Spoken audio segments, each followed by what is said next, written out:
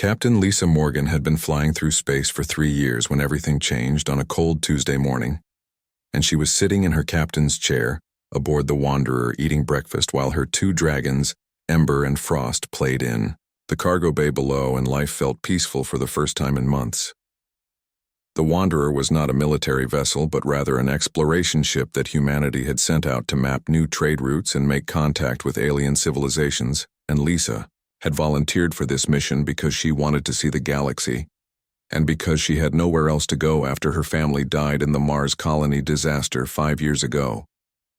Ember and Frost had been with her since she found them as hatchlings on a forgotten moon near the Andromeda sector, and most people did not know that dragons existed outside of Earth legends. But Lisa had discovered them in a cave system, and they had bonded instantly, and now they were inseparable. And the dragons had grown to the size of large wolves with intelligence that amazed her every day. She was reviewing star charts when her communications officer, Danny Cooper, called out that something strange was happening on all frequencies and every channel across. The entire sector was being overridden by a single transmission, and Lisa told him to put it on the main screen.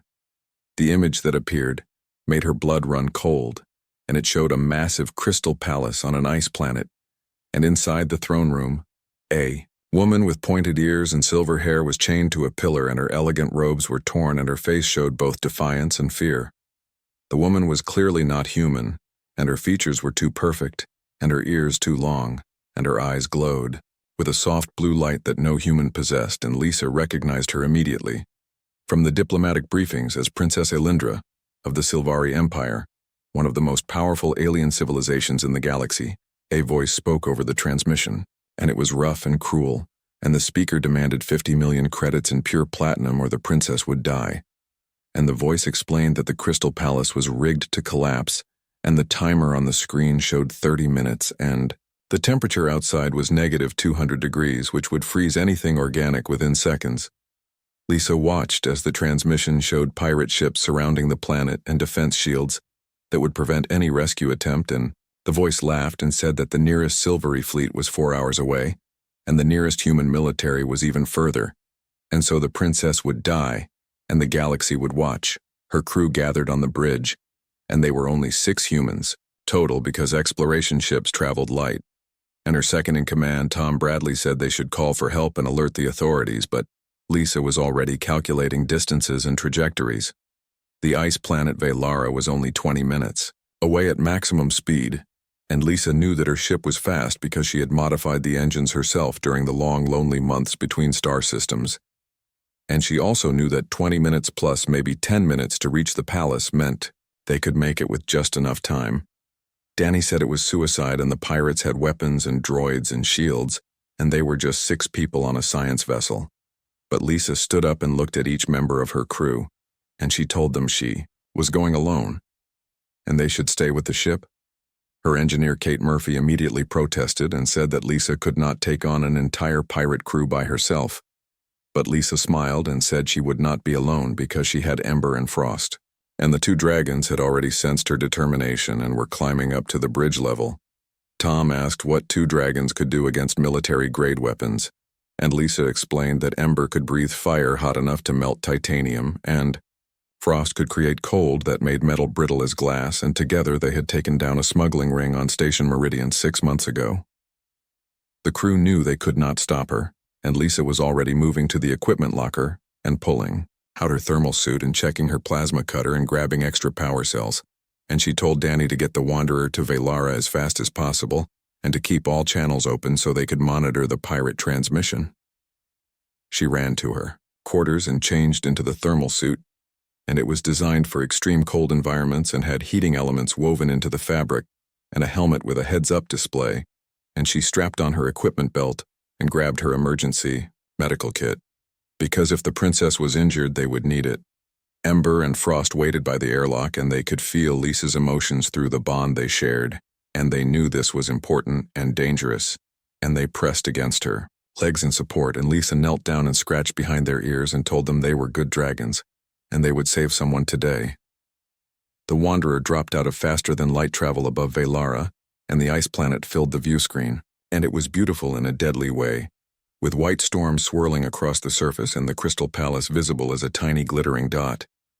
And Lisa could see the pirate ships in orbit. Danny warned her that the pirates were hailing them and demanding they leave. But Lisa told him to ignore them and take the ship down, and Tom protested that the atmospheric entry would be too dangerous in these storm conditions. But Lisa was already in the airlock with her dragons. The ship shook violently as it entered the atmosphere and the hull heated up, despite the freezing temperatures outside and warning alarms blared. But Danny kept the descent steady, and Lisa watched through the airlock window as they dropped through layers of ice crystals and wind that could tear apart smaller vessels. She checked the timer on the pirate transmission, and it showed 18 minutes remaining, and her heart pounded. But her hands were steady, and she had trained for emergencies her entire career, and this was just another problem to solve. The Wanderer landed hard 3 kilometers from the Crystal Palace, and the impact threw Lisa against the wall, but she recovered quickly and opened the airlock, and the cold hit her like a physical force even through the thermal suit, and Ember and Frost leaped out beside her, and their scales protected them from the temperature. She started running across the ice, and her boots had magnetic grips that kept her from sliding, and the dragons flew low beside her, and their wings beat against the harsh wind, and the palace grew larger ahead, and she could see it was even more beautiful up close with walls that sparkled like diamonds. The pirate transmission was still broadcasting, and Lisa could hear the voice, counting down and taunting the Silvari Empire and saying that their precious princess would become an ice sculpture, and the whole galaxy would remember their failure. She ran faster, and her legs burned and her lungs ached from the cold air. But she pushed through the pain, and Ember and Frost kept pace, and they crossed 2 kilometers in 8 minutes, and the palace was so close now, and she could see the defensive shields shimmering. Suddenly, 6 war droids emerged from behind ice formations, and they were 3 meters tall with heavy armor and weapons that charged with blue energy, and they blocked her path, and Lisa did not slow down. She pointed at the droids, and Ember understood immediately, and the dragon opened his mouth, and a stream of concentrated fire shot forward and hit the first droid in the chest, and the metal glowed red, then white, and collapsed inward, and the droid fell. Frost attacked the second droid with a beam of extreme cold, and the metal frosted over and became brittle, and Lisa ran up and swung her plasma cutter, and the droid shattered into pieces like glass, and the remaining 4 droids opened fire. Lisa dove behind an ice boulder, and energy bolts exploded around her and melted the ice, and she could feel the heat even through her suit, and Ember and Frost split up and attacked from different angles, and their coordination was perfect.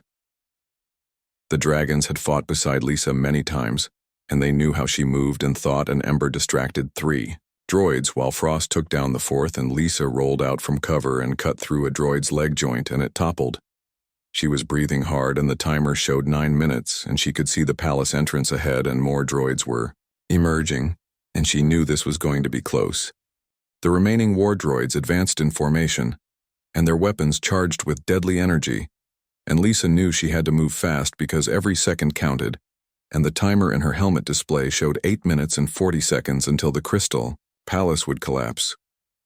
She signaled to Ember and Frost with hand gestures they had practiced 100 times, and the dragons split apart and flew in opposite directions, and the droids' tracking systems struggled to lock onto multiple fast-moving targets, and Lisa used that confusion to sprint forward. Her plasma cutter hummed in her hand, and she slid across the ice on her knees and slashed at the leg joint of the nearest droid, and sparks flew, and the machine stumbled, and Ember swooped down and breathed fire directly into its sensor array, and the droid went blind and fired randomly. Frost created a wall of ice behind Lisa that blocked the energy bolts from the other droids, and she could hear the impacts and the sizzling as the ice melted. But it bought her precious seconds, and she reached the palace entrance. The massive doors were sealed and made of the same crystal as the walls, and they glowed with an internal light that was beautiful, but Lisa had no time to appreciate it, and she examined the structure looking for weaknesses. She had studied crystallography during her training, because explorers needed to understand alien materials, and she knew that crystals had specific breaking points along their molecular structure, and the trick was finding them. Ember landed beside her and understood what she needed, and the dragon pressed his nose against the crystal and felt for temperature variations, and Frost did the same from the other side, and together they could sense the weak points in the structure. Lisa watched her timer and 7 minutes remained, and behind her the last two war droids were recovering and moving toward her position, and she could hear their heavy footsteps crunching on the ice. Ember suddenly breathed a thin, precise stream of fire at one specific point on the door, and Frost immediately breathed her cold beam at a point 3 meters away, and the crystal began to stress from the rapid temperature changes and tiny cracks appeared. Lisa pulled out a small explosive charge from her belt and placed it in the crack, and set the timer for 3 seconds, and grabbed both dragons and pulled them behind an ice formation, and the explosion was small but perfectly placed, and the crystal tartar shattered. She ran through the opening with Ember and Frost right behind her, and inside the palace was even more stunning, and the walls seemed to glow from within, and the floor was smooth as glass, and everything was illuminated with soft blue light. The temperature inside was warmer but still freezing, and Lisa could see her breath, and the palace was enormous with corridors branching in multiple directions, and she had no idea which way led to the throne room. Then she heard the pirate transmission echoing through the halls, and the cruel voice was still taunting and counting down.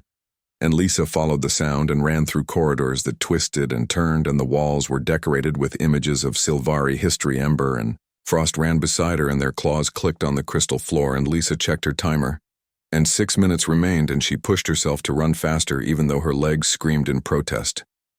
She burst into a large chamber and found 12 pirate guards waiting, and they were not droids but living beings from different alien species, and they all held weapons, and they looked surprised to see a human. Their leader was a Korgath with 4 arms and gray skin, and he laughed and said that one human could not stop them, and Lisa did not waste time talking, and she activated her plasma cutter and charged. The pirates opened fire, and Lisa dove and rolled and came up running, and Ember flew over her head and breathed fire across the group, and 3 pirates screamed and dropped their weapons and tried to put out the flames on their clothes. Frost created ice on the floor, and 2 pirates slipped and fell hard, and Lisa reached the first guard and struck him with the plasma cutter, and he went down, and she kept moving.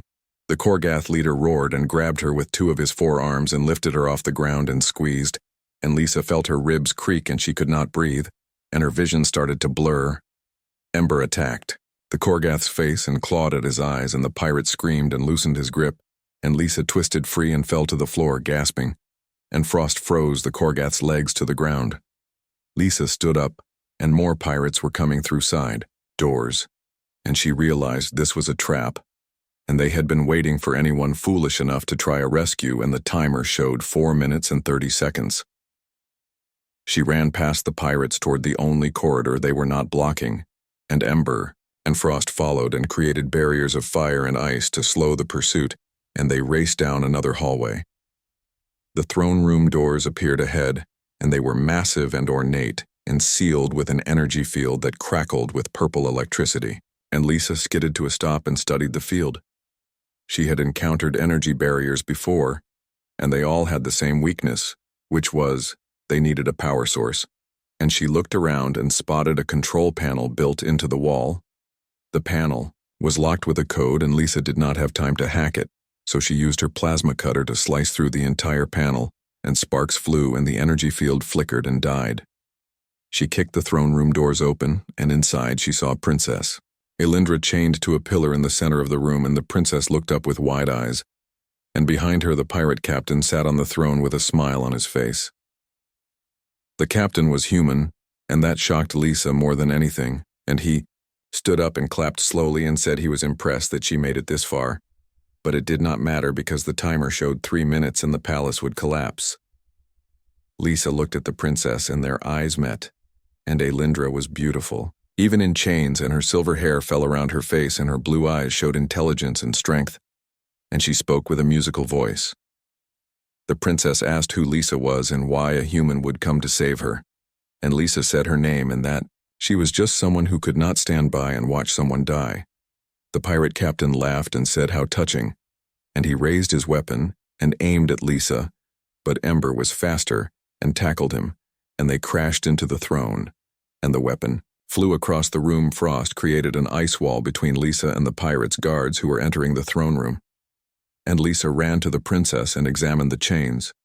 They were energy chains that glowed with the same purple electricity as the barrier, and Lisa could see a control unit attached to the pillar, and she pulled out her tools and started working on it.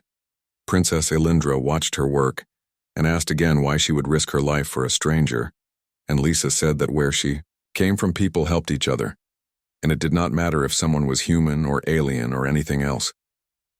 The timer showed 2 minutes, and the palace groaned and cracks appeared in the ceiling, and chunks of crystal fell and shattered on the floor, and Lisa worked faster. Her hands were steady despite the danger, and she bypassed 3 security protocols, and finally the chains released and fell away, and the princess rubbed her wrists and stood up. The pirate captain had thrown Ember off and was reaching for his weapon, and his guards were breaking through Frost's ice wall, and the palace shook harder and more crystal. Felisa grabbed the princess's hand, and they ran toward a side exit, and Ember and Frost followed, and the throne room ceiling collapsed behind them, and they could hear the pirate captain screaming in rage.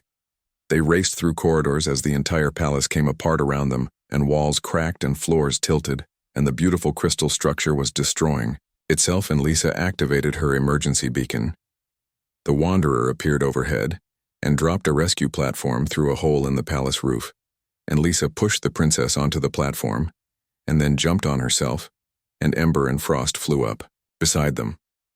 The platform rose and they cleared the palace just as it exploded, and crystal shards flew everywhere and caught the light and looked like falling stars, and the princess held onto Lisa, and they were both breathing hard. Tom's voice came through Lisa's comm system asking if they were okay, and Lisa looked at the princess and at her dragons and said they were fine, and to get them back to the ship. The entire galaxy had watched the rescue through the pirates' own cameras, and billions of beings across hundreds of worlds had seen a human do what seemed impossible. The rescue platform locked onto the Wanderer's airlock, and Lisa helped Princess Elindra inside while Ember and Frost flew through behind them, and the outer door sealed and pressure returned to normal, and Lisa removed her helmet. The princess stared at her with those glowing blue eyes and seemed to be studying every detail of Lisa's face, and the human woman felt self-conscious because she knew she looked rough, with sweat and dirt, and her thermal suit was torn in 3 places. Tom and the rest of the crew waited inside, and they stared at the princess with open mouths because none of them had ever seen a Sylvari up close. And Elindra was stunning with her silver hair and perfect features, and the way she moved with impossible grace. Kate brought blankets and hot drinks, and Danny was already at the communications station routing emergency messages, and Lisa told Tom to get them away from the planet before the pirate ships decided to attack. The Wanderer's engines roared, and they lifted away from Velara, and Lisa guided the princess to the medical bay and told her to sit down so she could check for injuries, and Elindra obeyed, but kept watching Lisa with an intensity that was unnerving. Lisa scanned the princess with a medical device and found bruising on her wrists from the chains and signs of dehydration, but nothing serious, and she gave Elindra water and some nutrient paste that probably tasted terrible, but would help. The princess drank slowly and asked how old Lisa was, and the human said 32 years, and Elindra smiled sadly and said she herself was 317 years old and had seen the rise and fall of civilizations. Lisa did not know what to say to that, and she cleaned the princess's wrists and applied healing gel, and Ember and Frost came into the medical bay and sniffed at Elindra curiously. The princess reached out slowly and touched Ember's scales, and her eyes widened, and she asked what they were, and Lisa explained that they were dragons and she had found them as babies and raised them.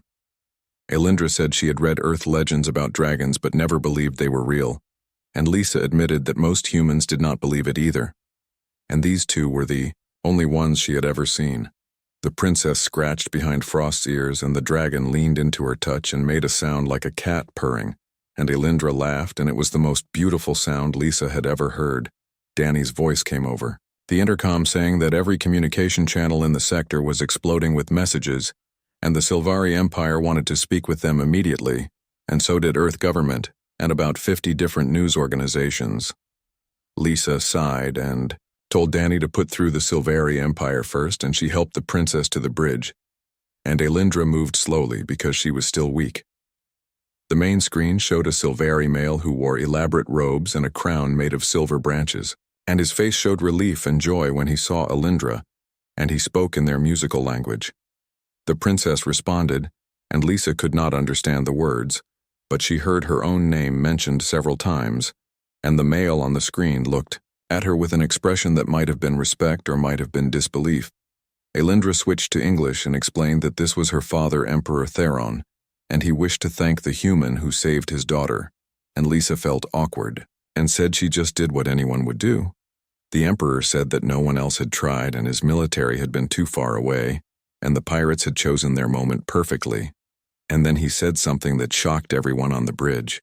He declared that the Silvery Empire owed humanity a debt that could never be repaid, and he granted humans full trading rights and military alliance, and access to technologies that most species waited centuries to earn. Tom started to say something, but his voice broke and Kate was crying and Danny just stared at the screen. And Lisa felt dizzy because she understood what this meant for Earth. Humanity had been exploring space for only 50 years, and they were considered a minor species by most alien civilizations, and now suddenly they had the friendship of one of the most powerful empires in the galaxy. Emperor Theron said he would send ships to escort the Wanderer to the Silvari homeworld, and the princess should rest and recover, and he thanked Lisa again, and the transmission ended. The bridge was silent for a long moment, and then everyone started talking at once and asking Lisa how she felt and what she was thinking, and she just shook her head because she could not process it all. The princess touched her arm and asked if they could speak privately, and Lisa nodded and led her to the captain's quarters, which were small but comfortable, and Ember and Frost followed, because they never left Lisa alone for long. Elindra sat on the bed and looked around at the sparse room with its simple furniture, and the few personal items Lisa kept, and a photo of Lisa's family before they died. The princess picked up the photo and asked about it, and Lisa explained that her parents and younger brother had died in an accident on Mars, and Elindra's expression became sad, and she said she understood loss. She told Lisa that she had been captured while visiting a colony world to help negotiate a trade dispute, and the pirates had been waiting, and they knew exactly when she would be there, and it had been a betrayal by someone she trusted. Lisa sat down beside her and asked if she knew who betrayed her, and Elindra said she had suspicions but no proof, and when she returned home she would investigate. Then the princess did something unexpected, and she took Lisa's hand and held it and said that in 300 years she had never met anyone like Lisa. She explained that most species in the galaxy were cautious and calculated risks carefully, and they valued safety over honor, and they would not risk themselves for strangers. But humans were different, and Lisa had run into danger without hesitation, and she had trusted her dragons completely, and she had never stopped even when the situation seemed impossible. Lisa felt her face get warm, and she said that she was not special, and most humans would do the same thing. And Elindra smiled and said that was exactly what made humans special. The princess said that her people valued grace and wisdom and long lifespans, and they had forgotten what it meant to be brave. And seeing Lisa fight had reminded her of something important. Lisa asked what that was, and Elindra said it was that life's value was not measured in years, but in what you did with the time you had. They sat in comfortable silence for a while, and Ember curled up at their feet, and Frost rested his head on Elindra's lap, and the princess stroked his scales. Absently, Kate's voice came over the intercom saying that the Silvari escort fleet had arrived, and they were 20 massive warships that surrounded the Wanderer protectively.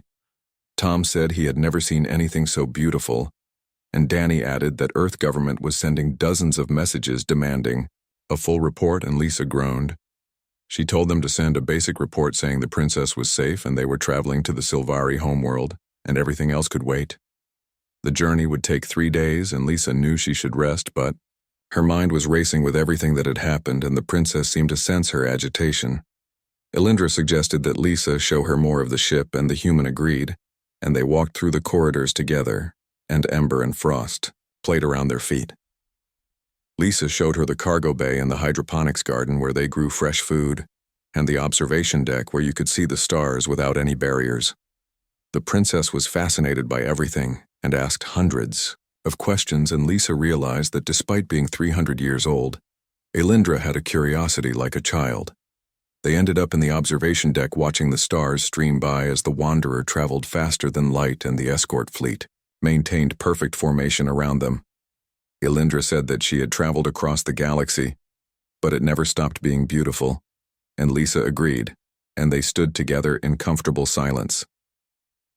The princess finally asked if Lisa had family back on Earth, and the human explained that she had lost everyone and that was why she volunteered for deep space exploration. Elindra said that she understood loneliness even when surrounded by people, and sometimes the most crowded places were the loneliest, and Lisa looked at her in surprise because that was exactly how she had always felt. 3 days passed quickly aboard the Wanderer, and Lisa spent most of that time with Princess Elindra, and they talked about everything from human history to Silvari culture. And the princess seemed genuinely interested in learning about Earth. Elindra explained that her people lived for centuries and valued patience and careful planning, and they rarely acted on impulse or emotion, and the idea of running into danger like Lisa had done was foreign to them. Lisa asked if that meant Silvari never felt fear or excitement, and the princess laughed and said they felt everything, but they were taught from childhood to control their emotions and present a calm exterior, no matter what they felt inside. She admitted that when she was chained in that throne room waiting to die, she had been terrified, but she kept her face calm because that was expected of royalty. And then she saw Lisa burst through the doors with dragons, and everything changed. The princess said she had never seen anyone move with such determination, and the way Lisa fought was brutal and efficient without any wasted motion, and it was like watching a force of nature. Lisa felt embarrassed by the praise and changed the subject by asking about Silvari technology, and Elindra was happy to explain, and she described ships that could cross the galaxy in hours and medical treatments that could heal almost any injury. The human asked why the Silvari had not shared these technologies with other species, and the princess explained that her people believed civilizations needed to develop naturally, and giving too much too fast could destroy a culture.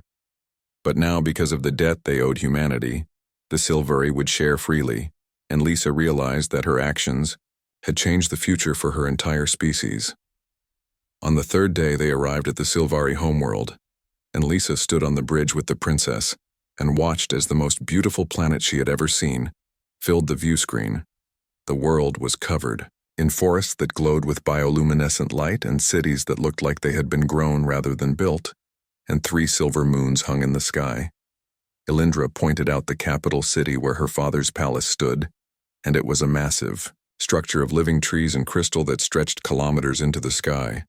The Wanderer was given landing coordinates, and as they descended, Lisa saw thousands of Silvari gathered in the streets, and they were all looking up at the ship that carried their princess home. Tom was nervous about landing in front of so many people, but Danny pointed out that the escort fleet was still surrounding them and nothing would happen, and Kate just kept saying she could not believe they were really here. The ship touched down in a plaza made of white stone, and the crowd outside pressed close, and Lisa could see their faces through the view screen. And they were all beautiful, with that same otherworldly grace. Elindra touched Lisa's shoulder and said it was time, and she asked if Lisa and her crew would accompany her to meet her father officially, and Lisa agreed, though her stomach was full of butterflies. They walked to the airlock, and Lisa called for Ember and Frost, and the dragons came running, and she told them to be on their best behavior, and they pressed against her legs. The airlock opened and sunlight streamed in, and it was warm and smelled like flowers, and Lisa stepped out with the princess beside her, and the crowd erupted in cheers. Thousands of Silvari were chanting Elindra's name and crying with joy and reaching toward her, and the princess waved and smiled and seemed to glow with happiness. Then Emperor Theron appeared, walking through the crowd, and people parted for him, and he moved with the same grace as his daughter, and when he reached Elindra he embraced her, and Lisa saw tears on his face. The emperor held his daughter for a long moment, and then turned to Lisa, and he bowed deeply, and the entire crowd fell silent. And then they bowed too, and Lisa felt overwhelmed. Theron spoke in English, and his voice carried across the plaza, and he said that humanity had given him back his greatest treasure, and the Silvari people would never forget this debt. He invited Lisa and her crew to the palace and said a ceremony would be held to honor them, and Lisa wanted to refuse because she did not like attention, but Elindra squeezed her hand and whispered, "Please." The palace was even more magnificent inside, with halls that seemed to stretch forever and ceilings so high they disappeared into mist, and everywhere were plants that glowed softly. Lisa's crew followed nervously, and Ember and Frost stayed close and curious. Silvery stopped to stare at the dragons and whisper among themselves. They were brought to a guest wing with rooms that were larger than Lisa's entire apartment back on Earth, and servants offered food and fresh clothes and baths. Lisa bathed quickly and changed into the formal uniform she kept for diplomatic meetings and looked at herself in the mirror and barely recognized the woman staring back. Kate knocked on her door and came in looking beautiful in her dress uniform, and she said this was the craziest thing that had ever happened to any of them, and Lisa agreed. The ceremony was held in the Great Hall and thousands of Sylvari attended, and Lisa stood with her crew in front of the throne, while Emperor Theron spoke about bravery and honor. He presented Lisa with a medal made of silver and crystal, and it was the highest honor the Sylvari could give to a non-citizen, and the crowd applauded and Lisa felt her face burn. Then Elindra stepped forward, and she wore a gown that seemed made of moonlight, and her hair was woven with silver chains, and she looked like something from a dream. The princess spoke and said that Lisa had shown the galaxy what humanity was capable of, and she declared that Lisa Morgan would always be a friend of the Sylvari Empire and welcome on any world they controlled. Crowd cheered again, and Lisa noticed that the ceremony was being broadcast across the entire galaxy, and billions of beings were watching. After the ceremony, there was a feast with food Lisa had never seen before, and music that sounded like wind. Through trees, and Sylvari nobles approached to thank her and ask about Earth. She answered questions as best she could and tried not to feel overwhelmed, and Elindra stayed nearby and would rescue her when conversations became too intense late. In the evening, the princess led Lisa to a private garden on the palace roof, and they sat among glowing flowers and looked at the stars. Lindra said that tomorrow representatives from Earth government would arrive, and there would be negotiations about technology sharing and trade agreements and military alliances. Lisa asked if the princess would be involved, and Elindra said yes because she was not just royalty, but also one of her father's chief advisors.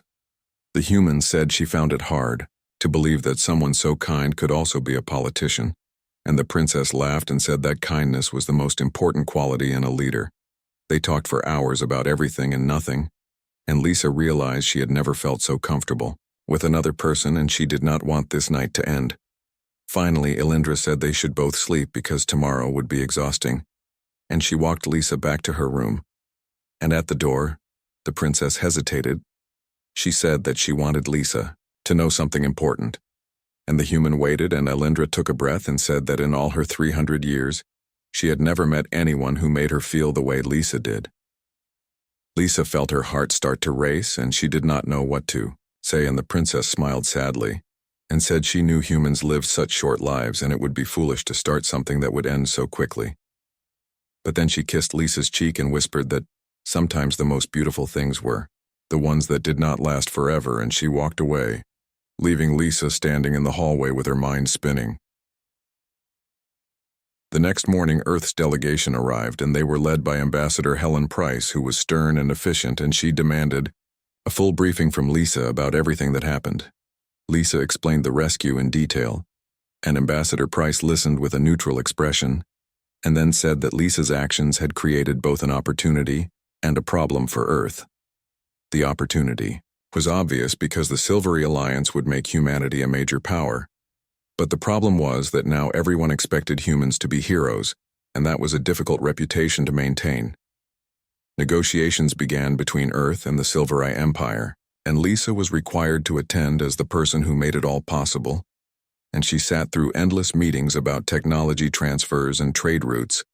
Elindra was also present, and Lisa tried not to stare at her, but it was difficult. And once, she caught the princess looking back, and they both quickly looked away. The negotiations lasted 2 weeks, and during that time Lisa learned more about galactic politics than she ever wanted to know. And Ambassador Price was impressed by how the Silvery treated Lisa with respect that bordered on reverence. Other alien civilizations began sending delegations to meet humanity's representatives, and they all wanted to establish relationships because being allied with both humans and Silveri was valuable. Lisa attended dinners and receptions and gave interviews to galactic news networks, and everyone wanted to hear about the rescue and see her dragons, and she grew exhausted from all the attention. Ember and Frost were patient during the public appearances, but Lisa could tell they missed the freedom of the Wanderer and she missed it too, and she asked Ambassador Price when they could leave. The ambassador said that Earth government wanted Lisa to stay and become an official diplomat, but Lisa refused immediately and said she was an explorer, not a politician. Price argued that Lisa had a responsibility to her species, but Lisa stood firm and said she had done her duty by saving the princess, and now she wanted to return to her ship and her crew. Finally, the ambassador agreed, but said Lisa would need to make regular reports about her explorations and maintain good relations with alien species she encountered, and Lisa accepted those terms on her last night on the Sylvari homeworld. Alindra invited Lisa to a private dinner in her personal quarters, and the human accepted nervously. The princess's rooms were beautiful, with walls of living wood and furniture that seemed to grow from the floor and windows that looked out over the glowing forests. They ate food that Alindra said was traditional Sylvari cuisine, and the princess explained what each dish represented, and Lisa tried everything and found most of it delicious. After dinner, they sat by the window and drank wine that tasted like starlight, and Alindra asked what Lisa would do next. Human said she would continue exploring and mapping new regions and making contact with species that humanity had never met, and the princess smiled and said that was exactly what she expected. Lisa asked what Alindra would do, and the princess sighed and said she would return to her duties as advisor to her father and help manage the new alliance with humanity. Then Alindra said something that surprised Lisa, and she asked if the human would consider staying on the Sylvari homeworld permanently, and Lisa could work as a liaison between their peoples. Lisa was tempted because she had grown close to the princess over the past weeks, but she knew she would not be happy living on one world no matter how beautiful. She explained that she needed the freedom of space and the excitement of discovery, and staying in one place would make her feel trapped, and Alindra nodded sadly. The princess said she understood because she sometimes felt the same way, and wished she could explore the galaxy without the weight of royal responsibility. They talked late into the night, and Alindra told stories about the Sylvari Empire's history, and Lisa shared memories of growing up on Earth, and they laughed and grew quiet, and sometimes just sat in comfortable silence. Finally, as dawn approached, Alindra walked Lisa to the door, and they stood facing each other, and the princess took both of Lisa's hands. She said that she knew humans measured time differently than Sylvari, and a few weeks was nothing to someone who lived for centuries, but it had been significant to her. Lisa said it had been significant to her too. And Alindra smiled, and then she did something that shocked the human, and she kissed her on the lips. The kiss was gentle and brief, and when it ended, the princess stepped back and said that was so Lisa would remember. Her Lisa said she could never forget Alindra, and the princess touched her cheek and said that perhaps their paths would cross again someday. The next morning, Lisa and her crew prepared the Wanderer for departure, and Sylvari technicians had made repairs and upgrades, and Tom said the engines were now twice as powerful. Ambassador Price came to see them off and gave Lisa a diplomatic credential that would allow her to speak for Earth in emergency situations, and Lisa accepted it reluctantly.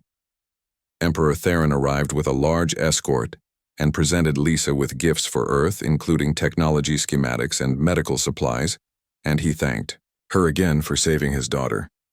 Then Alindra appeared, and she wore traveling clothes instead of royal robes, and she asked if she could speak with Lisa privately. One last time.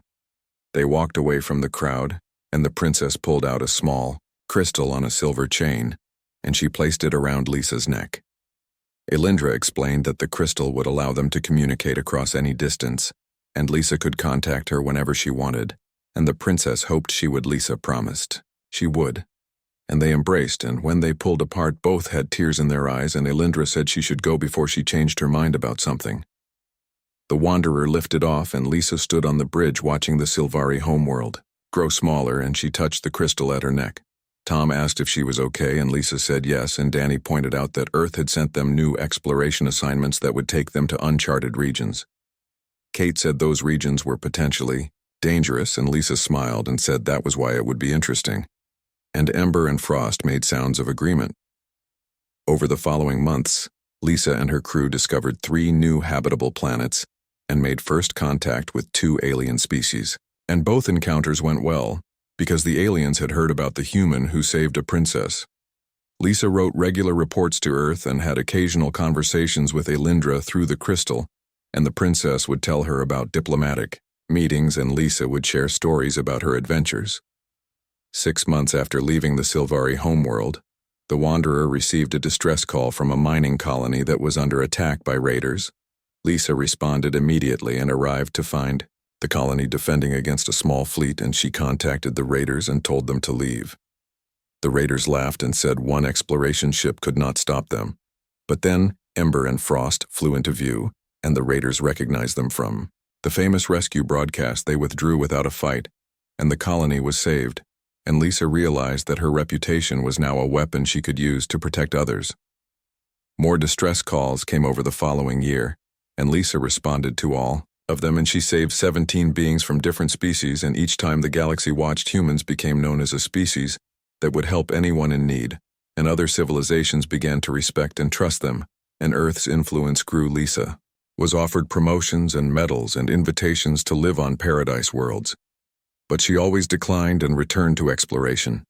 She spoke with Elindra regularly, and their friendship deepened despite the distance, and sometimes Lisa wondered what might have been if circumstances were different. 2 years after the rescue, Lisa received an urgent message from the princess, asking her to come to the Sylvari homeworld immediately. She arrived to find Elindra waiting, and the princess looked worried, and explained that her father was dying and he wanted to see Lisa before the End Emperor. Theron lay in a bed surrounded by advisors and family, and he looked frail, but his eyes were still bright, and when he saw Lisa, he smiled. He thanked her for everything she had done and said that saving Elindra had given him 2 more years with his daughter, and those years were precious.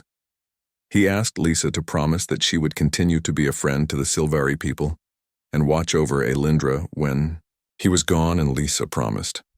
Theron died peacefully that night, and the entire empire mourned, and Lisa stayed for the funeral and stood beside Elindra as they said goodbye.